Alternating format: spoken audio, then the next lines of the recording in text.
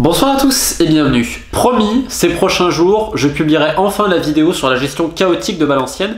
Mais ce soir, on va faire un petit sujet d'actualité autour du Paris Saint-Germain et principalement autour de son coach, Thomas Tuchel. Alors ça fait des semaines, des mois que de multiples articles et commentaires pointent du doigt sa gestion. Alors qu'en est-il vraiment? Est-ce qu'il est le seul responsable, notamment après cette défaite contre Leipzig? On va essayer d'aborder tout ça avec des éléments concrets, notamment en termes de management et d'entraînement, parce qu'il y a beaucoup à dire. Mais avant toute chose, je voudrais recontextualiser autour des finances du Paris Saint-Germain, parce que ça détermine quand même pas mal de choses, également sur la politique sportive. Les vannes ne sont plus ouvertes comme avant. Alors il y a 2 ans, j'en avais parlé dans une vidéo, il y avait un ordre qui avait été donné de dire le club doit être autosuffisant financièrement. Quand je dis autosuffisant financièrement, ça veut dire qu'on va arrêter de multiplier des contrats de sponsoring ou par exemple en rajouter certains qui venaient directement du Qatar ou d'une officine assez proche pour gonfler le budget. Alors vous allez me dire, il y a accord ou il y a un lien, certes, mais globalement, et c'est à rendre gloire aux équipes de Jean-Claude Blanc et de toutes les personnes qui ont travaillé à ce niveau-là, le PSG a énormément progressé en termes de marque, a réussi à croître ses revenus, la marque Jordan et que sais-je encore, et à devenir une véritable marque qui pèse à l'international, également bien aidée par ses joueurs stars comme Neymar ou Mbappé. Donc ça a été bien fait, même si en Chine, on pourrait revoir leur stratégie. Donc ça, c'est à mettre à leur crédit. Donc, avec cette idée de dire le club doit être autosuffisant, et bien le club doit aussi sportivement être plus ou moins sain financièrement. Or, comme vous l'avez vu ces dernières années, beaucoup sont partis libres et on pourrait revenir sur la gestion chaotique du centre de formation. J'en avais fait une vidéo complète cet été, malheureusement ça n'a pas changé. Je le répète, mais quand tu vois Jean-François Pien, directeur du centre de formation du Paris Saint-Germain, qui est censé être la locomotive du football français, tu te poses quand même beaucoup de questions, notamment d'un point de vue humain. C'est quand même anormal que les dirigeants du centre de formation du Paris Saint-Germain n'aillent jamais manger par exemple avec les familles. C'est quelque chose qui revient énormément quand tu parles avec les jeunes. Et la plupart te disent, nous, on veut se barrer librement, comme d'ailleurs certains joueurs de l'équipe première, parce qu'il y a un malaise plus profond. Mais bon, quand on revient sur tout ça financièrement, on voit que le club donc doit faire face évidemment à des pertes de revenus suite à la coupure, notamment les jours de match et tout. Même si je rappelle que l'essentiel des revenus pour un club comme le Paris Saint-Germain et comme pour tous les autres clubs professionnels, c'est les droits TV qui pour le coup ont été payés. Mais il y a également le fait des manques à gagner à cause des transferts. Et dans le même temps, il y a aussi des achats compulsifs et assez compliqués comme on va le voir sur le tableau. Parce que vous allez voir, il faut tout articuler. Donc après Neymar et Mbappé, où je le rappelle, cette direction fait le choix. Donc il faut assumer derrière en termes de salaire et d'amortissement de transfert. Donc c'est normal aussi que tu ne puisses pas avoir un effectif aujourd'hui super élargi. C'est pour ça que la formation est clé et que la mauvaise gestion de la formation a un impact direct sur l'équipe première parce que normalement ton banc il pourrait être constitué avec des joueurs du centre qui ne partent pas librement. Mais ça, c'est encore autre chose. Bref, en 2018-2019, il y avait Antero Henrique, arrivé de Thomas Tuchel. Il y a à peu près 90 millions d'euros qui ont été dépensés dans l'été, avec notamment Buffon et Choupo-Moting libres. Alors attention tout de suite, les joueurs, quand ils arrivent libres, normalement, ils arrivent avec une prime à la signature qui dépasse plusieurs millions, sans oublier certaines commissions d'agents. Mais en tout cas, il y a 2 gros transferts importants. Il y en a un l'été, c'est Thilo Kehrer pour plus de 37 millions d'euros, qui a fait quand même beaucoup jaser dans le milieu. Tout le monde disait quand même que la somme était délirante. Bernat, l'un des meilleurs transferts des dernières années du Paris Saint-Germain pour le coup. Donc Kehrer, c'était volonté du coach. Et on avait tous vu la guerre entre Thomas Tuchel et le directeur sportif Antero Henrique. Ils en étaient même quasiment venus aux mains un jour. Ou d'ailleurs, on se rappelle que personne n'a sifflé la fin de la récréation. C'est-à-dire qu'il n'y a personne au club qui a dit aux deux « Arrêtez, mettez vos égos de côté, vos querelles pour l'intérêt du club ». Personne ne l'a dit. D'ailleurs, on voit que la situation continue à perdurer aujourd'hui.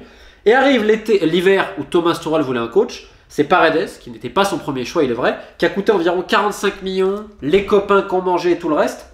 Paredes, bon joueur, il n'y a pas de problème. Est-ce que c'était sa valeur ce prix-là? Non. Le Zénith n'en espérait pas autant, mais il y a eu beaucoup de micmac.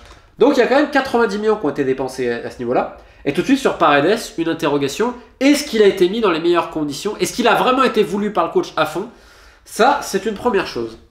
2019-2020, alors là, il y a quand même des transferts intelligents. Navas, j'ai rajouté Grande parce que l'un des meilleurs gardiens du monde, l'un peut-être des meilleurs joueurs du Paris Saint-Germain depuis son arrivée, qui a un impact absolument incroyable. Parce que la force d'un grand gardien au niveau international, c'est de pouvoir faire une parade. Parce que des fois, tu en as qu'une par match. Et il est capable de la faire. Donc c'est sans doute l'un des meilleurs transferts du Paris Saint-Germain. Et ce qui sépare les équipes de Ancelotti, Blanc et Emery de celles de Tuchel aujourd'hui, c'est quand même le gardien. J'aurais été très curieux de voir Navas avec, à l'époque de Blanc, etc. Parce que dire sur ce monsieur? Sarabia 20 millions, pour le coup c'est pas mal, c'était déjà prévu. Et là il y a 2 transferts voulus par Tuchel, notamment le premier sur Gay, plus de 30 millions. Et Diallo, plus de 30 millions. On voit également des arrivées libres, Herrera, Baker, Bulka. Globalement, il y a à peu près 100 millions d'euros qui ont été dépensés, mais l'essentiel de ce budget ont été mis dans Gay et Diallo. Vous allez voir, c'est important. Et cet été, donc on sait que financièrement c'était un peu compliqué, et il y a le prêt d'Icardi qui va se concrétiser en achat, donc au-delà de 50 millions, sachant qu'ils ont dépensé à peu près 65 millions.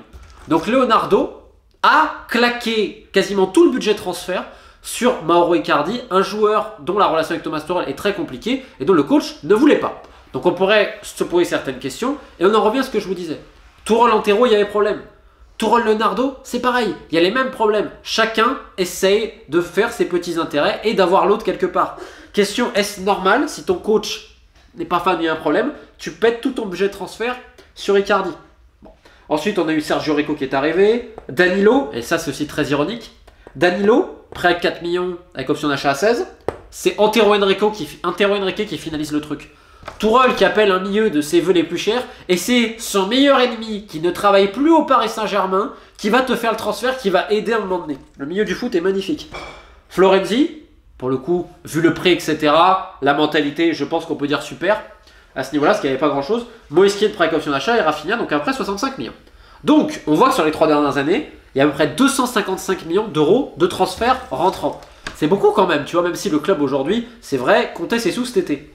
Sauf que dans ces 255 millions d'euros-là, on voit qu'il y a 100 millions pour Kerrer, Gay et Diallo, qui ne sont pas des mauvais joueurs au demeurant. Le problème, c'est que quand tu es en 2019-2020 et que tu mets l'essentiel de ton budget sur Gay et Diallo, c'est que tu attends d'eux que ce soit des titulaires vraiment indiscutables et qui apportent une plus-value. Et on peut même aller plus loin. Paredes, Icardi, Kerrer, Gay et Diallo, c'est 200 millions sur 255. Aujourd'hui, est-ce qu'il y a un des 5 joueurs est titulaire? Gay, s'il y a tout le monde? Mettez l'effectif au complet. Est-ce que ces 5 joueurs-là, avec Thomas Tuchel, entre Moïse Kean et Icardi, il y aura peut-être débat, mais ailleurs, ils ne sont pas titulaires. Donc ça veut dire que l'argent a été mal utilisé parce qu'il y avait des ressources financières pour mieux accompagner. Alors certes, des bons transferts se sont réalisés et on remarquera que ce sont les transferts qui n'ont pas coûté beaucoup d'argent. Et c'est là où on en revient sur l'autre stratégie du Paris Saint-Germain, avant de parler de Thomas Tuchel en détail, c'est que derrière tu n'as pas le centre de formation qui peut t'aider. Parce que Abdou Diallo, Gay et Kerrer, comment tu m'expliques qu'à Paris, je dis à Paris, en France, tu n'es pas capable d'avoir ça dans ton centre de formation? Et là vous allez me dire, mais Tanguy Kouassi qui part libre, comme a dit Laouchiche, etc. Et Tanguy Kouassi, on va en parler parce que c'est très intéressant. Alors on a déjà parlé de son agent, le folklorique Hakim Amouche, mythomane devant l'éternel, ancien chauffeur de Van der Wiel qui faisait croire qu'il était agent, j'en ai longuement parlé. Mais ce qui est assez délirant quand même, c'est que Hakim Amouche était pris dans les bras par Svotlo, l'un des adjoints de Thomas Tuchel, qui a été à Red Bull pendant des années. Je veux dire, il était forcément au courant que Hakim travaillait un peu avec Red Bull, qu'il allait très souvent là-bas, que ce soit à Leipzig ou à Salzbourg, où il avait déjà aidé pour des transferts, notamment Berned, qui était parti libre du Paris Saint-Germain, qui avait fait le premier embrouille et tout. Je rappelle que Leonardo a dit à tout le monde, mais moi je suis pas Antero Henrique, moi avec moi ça va signer. Le mec vous l'a mis bien profonde. Et aujourd'hui, Hakim Amouche, il est de retour au camp des loges, hein. Il n'y a pas de problème. Donc c'est un nez mental, on passe par les trous, et personne ne dit rien. C'est pas bien grave. Mais moi, et ça avait beaucoup fait réagir des gens du foot. Recruteurs, agents, etc. Tout le monde te disait, mais comment le staff de Tuchel il peut pas être au courant des négociations dans le dos d'Hakim, vu les liens d'amitié et les liens entre les mecs et Red Bull? Ce n'était pas possible, parce qu'il était en négociation avec Red Bull, où il y a eu un problème d'ailleurs au final, avec le Bayern et tout. Et tout le monde savait qu'il n'allait pas prolonger. Hakim ne le cachait pas. Je veux dire, il l'avait dit à quelques personnes. Il restera pas. Donc, Tuchel il a été très déçu pour le coup, vraiment. Mais son staff. Et là, ça me met un deuxième point. C'est que le staff de Thomas Tuchel, c'est dilettant. Et je vais être gentil en disant, on est tranquille, on travaille pas trop. Mais vraiment pas trop. Par contre, faire des listes de joueurs pour des transferts, alors là, c'est les premiers. Et ça m'a toujours fait rire dans le foot. Pour travailler, préparer les matchs ici et là, il n'y a pas grand monde. Mais alors, pour faire des listes de transferts, il y a tout le monde. Je sais pas, ça va être un heureux hasard. Et en fait, autour de Thomas Tuchel, vous avez un staff qui dit oui à tout. Oui Thomas, oui tu as raison, oui, oui, oui. Il n'est pas du tout challengé. On ne remet jamais en cause son avis et il a forcément raison. Alors après, c'est un jusqu'au boutiste. On le voit d'ailleurs, depuis le début de sa carrière, il y a eu des problèmes avec des dirigeants sportifs. Mais surtout, le contexte du PSG est quand même très usant. Et c'est peut-être la principale chose. Parce que là, quand on revoit les trucs financiers, regardez, problème avec Antero. Mais il y a des problèmes aussi avec plein d'autres choses. Par exemple, même son traducteur. Par exemple, pour les chambres d'hôtel. Il y avait toujours des problèmes, on l'appelait la dernière, etc. Des fois, c'est le coach qui devait revoir. Ensuite, à un moment donné, tu te dis, Antero a mis ses mecs, moi je mets mes mecs. Donc, il y a une espèce de paranoïa qui s'infiltre. Tuchel et les gens autour de lui deviennent dans une petite bulle. Les autres aussi. Avec Leonardo, on voit quasiment la même chose aujourd'hui. Donc ça fait que tu deviens un peu, je pense, ça t'use, parce qu'en plus on t'envoie au front, c'est tendu, t'as pas les joueurs que tu veux, il y a plein de choses. Et à bout d'un moment, Ancelotti a connu cette gestion compliquée, Laurent Blanc, Emery et Tourelle. Et tu as l'impression que ce sont 4 coachs, on peut dire tout ce qu'on veut. Quand ils arrivent au Paris Saint-Germain, ce ne sont pas des pipes les mecs, mais ils en ressortent ultra usés et peut-être même pas en adéquation avec leurs idées. Et aujourd'hui, les séances d'entraînement, c'est relax. C'est relax. Alors c'est vrai que les joueurs ont un pouvoir délirant dans le club parce que tu n'as pas de pilote dans l'avion et on les a laissés tout faire pendant très longtemps et sans doute trop longtemps. Mais t'as pas des mauvais gamins au PSG et t'as pas des mauvais joueurs. Et dans un club où les conflits d'intérêts, c'est de partout parce que le problème, c'est pas les mecs individuellement, c'est tout ce qu'il y a autour, c'est le foot. Demandez au Barça. Club qui use à fond le Barça, la direction Bartomeu qui est un vrai scandale. Un vrai scandale. Et je pense que dans ces prochaines années, soyez pas surpris s'il y a des affaires en justice. Ce qui s'est passé au Barça est criminel, mais c'est encore autre chose. Le problème, c'est que t'as tellement de gens autour. Nasser, les mecs autour de Nasser, les mecs qui veulent gratter, Leonardo, ces mecs, les mecs de la com qui se font la guerre entre eux, les gens du médical. À l'époque de Zlatan, t'avais Dario le kiné. Maintenant, les kinés français lui faisaient la guerre parce que tu comprends, il était là pour nous voler le truc. Si tu veux, au bout d'un moment, je peux comprendre que tu deviens un peu zazin et complètement paranoïaque parce que tu te dis, mais lui est là pour me niquer. Et ça, c'est l'ambiance que les petits salariés ont, mais également à très haut niveau. Et ce qui est très ironique, c'est que normalement, là où il y a le plus d'ego, c'est les joueurs. Et donc, c'est là où normalement il y a les batailles et tout ça. Au PSG, tu as la chance que, pour le coup, c'est pas un cliché de dire que le groupe vit bien. Le groupe vit vachement bien. Tu as même des capitaines d'ambiance, des capitaines de vestiaire et tout. Tu as des vrais leaders comme Navas, mec super important. Tu as un mec qui est un champion comme Neymar, on peut me dire tout ce qu'on veut, mais le type quand même, aux entraînements, il veut toujours gagner, etc. Tu as des mecs qui mettent une bonne ambiance comme Marquinhos, comme Verratti. Tu as tout pour bien faire et en plus, tu as des joueurs dans leurs meilleures années. Di Maria, Neymar, Mbappé, etc. Donc tu as vraiment tout pour bien faire. Certes, l'effectif s'est amoindri, il faut quand même le dire, notamment sur le banc, de par une gestion problématique comme on a vu, les problèmes des fins de contrat, de ci, de là, parce qu'il est anormal qu'autant de joueurs te disent, et même leurs agents, mais nous on veut partir libre. Le club, il y a un problème, le club ci, le club là. Et c'est toujours ça. Ça ne veut pas être que la faute du coach, la faute du directeur sportif et tout ça. Et là, qu'est-ce qu'on voit? On voit que Leonardo et Tourelle se donnent un spectacle. Et ce qui est le plus terrible en fait, c'est que le PSG n'a pas besoin de ça parce qu'à la moindre ouverture, tu as des gens avides de polémiques ou de que sais-je encore qui vont en profiter et qui vont saisir cette opportunité-là. Et là, qu'est-ce qu'on voit? Le club se donne en spectacle à travers des conférences de presse où les mecs se répondent l'un et tout ça. Et donc, c'est cours de récréation où chacun défend ses propres intérêts. Il ne faut pas être pro-Tourelle ou anti-Tourelle ou pro-Leonardo ou anti-Leonardo. Il faut simplement voir que ces deux personnes-là, comme avant Antero et Tourelle, travaillent en tout dans leurs propres intérêts et qu'on les laisse faire. Qu'il n'y a personne au-dessus. Quand même censé avoir un président, même s'il n'est jamais là, et ne vient même plus pour les matchs de Ligue des Champions. Bon, certes, emberlificoté dans d'autres problèmes, et pas uniquement juridiques. On en reparlera sans doute bientôt, principalement de son frère aîné Khaled. Mais il y a qui? Il y a un pilote dans l'avion pour leur dire « Hey, vous travaillez pour le Paris Saint-Germain, vous êtes grassement payé par le Paris Saint-Germain, malgré ce que vous faites, vous arrêtez vos querelles, il n'y a personne. » Donc on en revient au problème de base. Je le répète depuis des années, c'est l'organigramme et la manière de fonctionner. C'est le cirque. Je peux pas dire autre chose à part c'est le cirque. Et après on va rentrer en quelques détails vis-à-vis de Tourelle quand même qui moi me gêne un petit peu. Parce que j'ai beaucoup de respect pour les entraîneurs et tout, mais là il y a un manque de travail. On peut pas dire de son staff il y a un manque de travail. C'est vraiment dilette. Et vraiment, t'as quelqu'un déjà, il est très souvent en retard. Excuse-moi, mais aux entraînements il est en retard. Sur les entraînements, je peux vous dire qu'en termes d'intensité on est quand même light. Alors c'est vrai il y a le calendrier, tu n'arrêtes pas, etc. Mais par exemple, au club t'en as qui ont dit mais là, parce que Tourelle vante que Kurzawa était suspendu, donc il a pu faire une préparation physique et c'est mieux. Mais pourquoi à un moment donné, tu t'es dit, bon, est-ce que je ferai pas ça avec certains joueurs et tout? Non, non, non, j'ai mes idées. Aujourd'hui, ils sont cramés physiquement, les mecs. Ils sont complètement cramés. Ils tombent comme des mouches et ils sont complètement cramés. Et c'est vrai que le calendrier, les matchs jouent. Mais au bout d'un moment, quand tu n'as pas d'intensité aux entraînements suffisante depuis 2 ans, et des joueurs le remarquent, certains font même du travail en plus, certains ont des préparateurs physiques particuliers. Donc ça montre bien quand même qu'il y a un petit souci. On pourrait aussi reparler du médical et tout.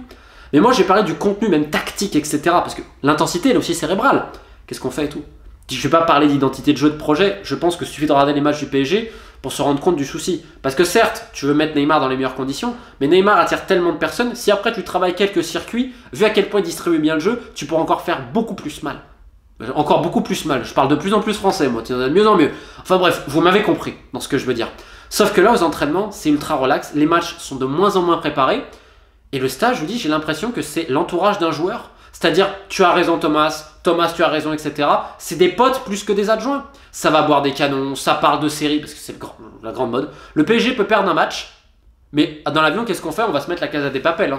On va pas reparler du match, non, tranquille les mecs. Pourquoi travailler? Et ça, c'est un vrai problème qu'il y a aussi au PSG, c'est que le staff donne pas le bon exemple. clairement, ils donnent pas l'exemple. Et Leonardo a challengé Tourelle, donc les deux, ça va pas entre eux. Et là, tu te dis, mais qu'est-ce qui se passe? Alors que tu as tout pour bien faire. Je répète, la marque, le marketing, tout ça magnifique. Les joueurs, tu as une bonne ambiance, tu as des leaders, tu as tout ce qu'il faut quand même hein, pour bien faire. Mais là, aujourd'hui, l'organisation est telle que c'est la chien-lit, que c'est n'importe quoi, littéralement. Donc aujourd'hui, on peut se poser des questions. S'il n'y a pas un grand coup de balai, ça fera la même chose. Ça peut passer par le talent des joueurs, mais les résultats ne veulent pas dire que le club travaille bien. Et malheureusement, c'est comme la fédé française, tu vois. C'est pas parce qu'on est champion du monde qu'on a une fédé qui travaille bien. Ben là, c'est exactement pareil. Et au bout d'un moment, il faut se poser la question quand même du président et des gens d'en haut. Hein. Qu'est-ce qu'ils font? Bon, certes, tu me diras, l'émir a autre chose à faire que s'occuper en permanence du Paris Saint-Germain, mais ce serait bien qu'il ait des rapports corrects de ce qui se passe vraiment, parce que derrière, c'est la dérive avec des mecs qui utilisent leur ego au détriment du club. Donc voilà, je pense que j'en ai assez dit. Est-ce que j'avais une dernière petite anecdote vis-à-vis du staff et tout ça? Oh, je pense que j'en ai assez dit. Allez, sur ce, je vous souhaite une bonne fin de journée, et puis à très vite.